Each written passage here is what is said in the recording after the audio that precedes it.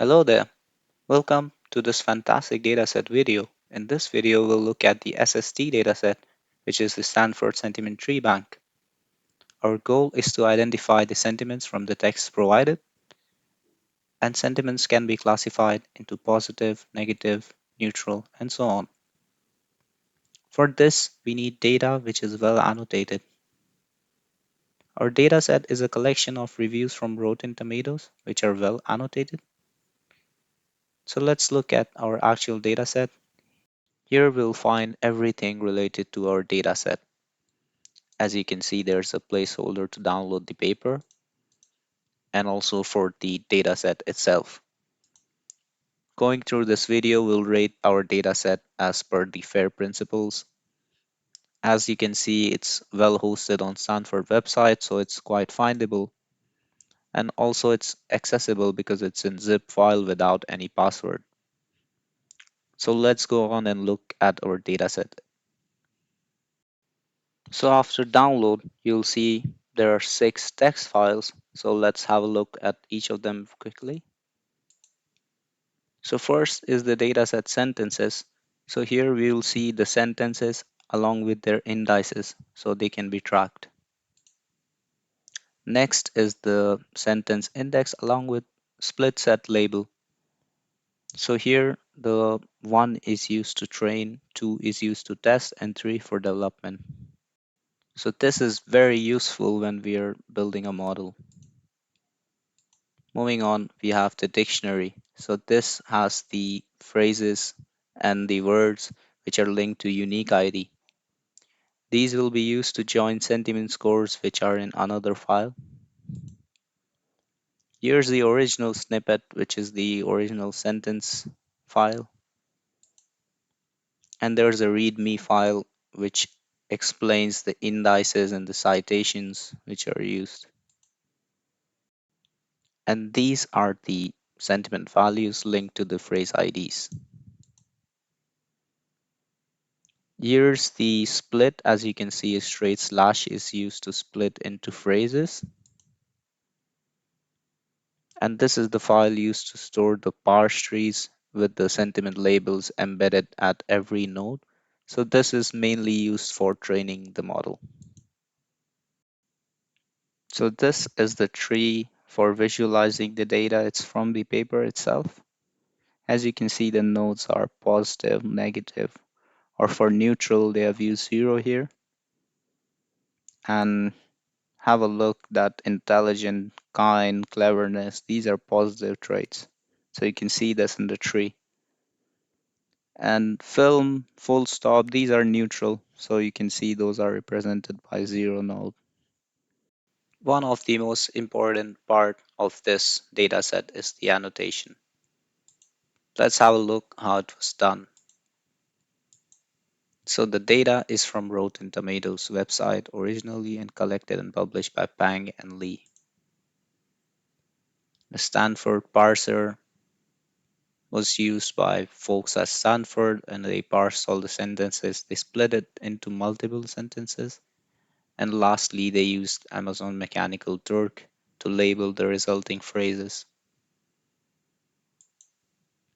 So as you can see, they have used 7 attributes.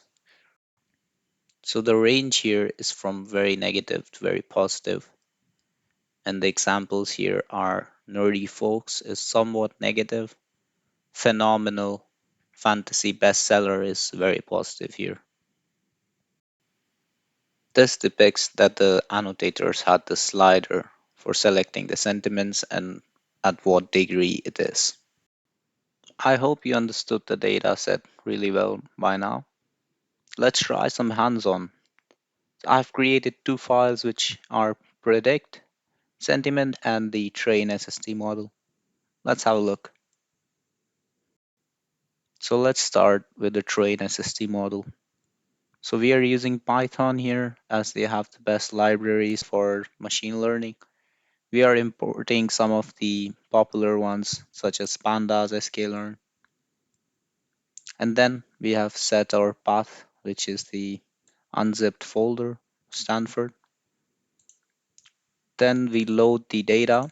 As you can see, it's reading data from the dataset sentences, dictionary, sentiment labels, and sentiment values, merging all this data and then converting into the sentiment classes.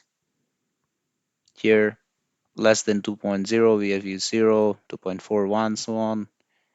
And these are representing the very negative, slightly negative, neutral, and so on. Then we apply this label vector transformation. We are using max 1000 iterations and model fitting. Pretty simple code.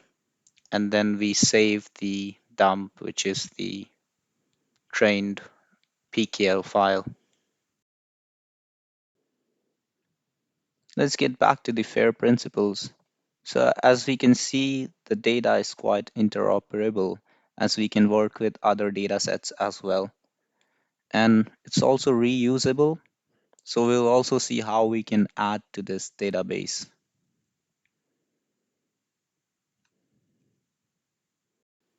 Moving on to the predict sentiment file. Here we have the assets loaded. So we first load the PKL file, models, vectors, maps, and then we ask for the sentence input to the user. Then we predict the model and provide the output according to the label. And we also color coded the sentiments so it's easier to understand. Well, I hope the code was pretty much clear. It's just simple logistic regression. So let's go ahead and run the train model Python file.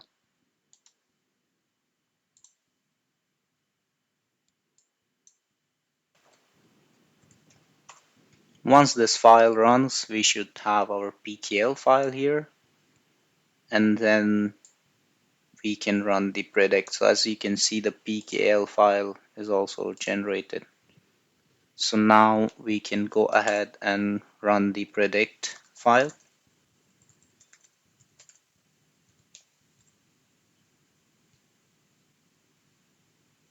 So this will ask us to input the sentence we want to analyze. So we can say, let's say the movie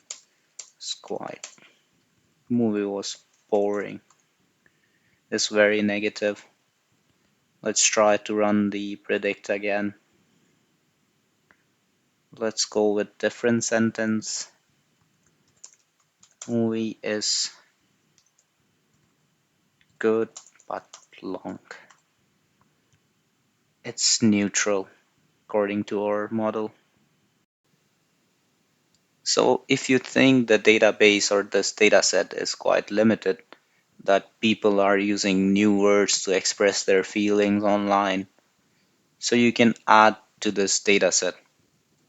To do this, you can simply add your sentence or scrape it from IMDb or Rotten Tomatoes. You can build something which can translate from voice detection into text. The possibilities are endless here. And then we have to split this into phrases using the straight slash, which was used in our database. Accordingly, we have to use indices wherever needed for phrases. And to carry on, you have to annotate this data very carefully, index them. Also, you need to put them in the split file. So you need to decide if phrases are to be trained data, development, or test data. Lastly, let's have a look at the highlights and drawbacks of this dataset. This data is well annotated and well split for modeling. This also includes the binary parse trees, which allow training models that understood sentences, structure, and composition. Drawbacks would be that the reviews only include single sentences, not paragraph and essays or longer reviews. And it's the old data and it's limited. The vocabulary, especially the new ones which are in use, are not present in this data set. Lastly, I would like to thank you for watching this video. I hope I was able to explain you well about this dataset and you have some insights. Goodbye.